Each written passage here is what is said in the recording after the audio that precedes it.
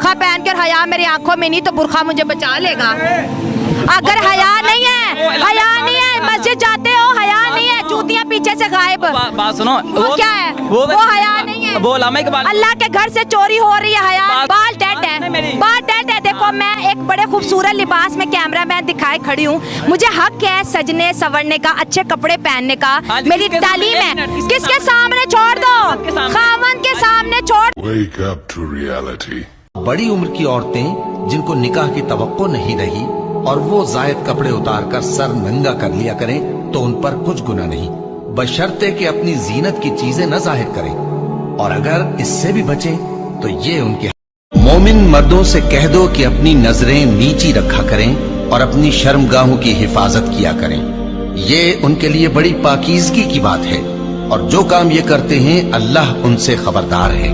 और मोमिन औरतों से कह दो कि वो भी अपनी निगाहें नीची रखा करें और अपनी शर्मगाहों की हिफाजत किया करें, और अपनी आराइश यानी जेवर के मकामात को जाहिर न होने दिया करें मगर जो उसमें से खुला रहता हो, और अपने सीनों पर ओढ़नियां ओढ़े रहा करें, और अपने खाविंद और बाप और खुसर और बेटों और खाविंद के बेटों और भाइयों और भतीजों और भांजों और अपनी जैसी मोमिन औरतों और लौंडी गुलामों के सिवा नीज उन खुद्दाम के जो औरतों की ख्वाहिश न रखें, या ऐसे लड़कों के जो औरतों के पर्दे की चीजों से वाकिफ न हों।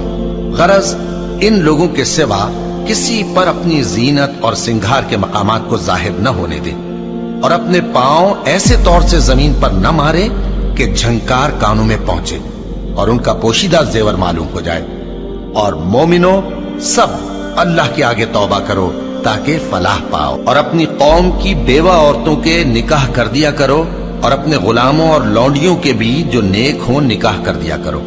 अगर वो मुफलिस होंगे तो अल्लाह उनको अपने फजल से गनी कर देगा, और अल्लाह बहुत वुसअत वाला है, सब कुछ जानने वाला है।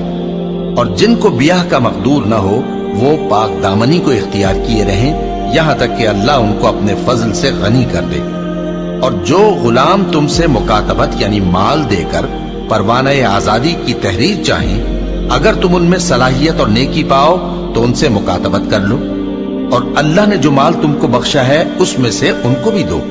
और अपनी बांदियों को अगर वो पाक दामन रहना चाहें तो दुनियावी जिंदगी के फवायद हासिल करने के लिए बदकारी पर मजबूर न करना, और जो उनको मजबूर करेगा तो उन बिचारियों के मजबूर किए जाने के बाद अल्लाह बख्शने वाला है, मेहरबान है। और हमने तुम्हारी तरफ रोशन आयतें नाजिल की हैं, और जो लोग तुमसे पहले गुजर चुके हैं उनकी खबरें और परहेजगारों के लिए नसीहत।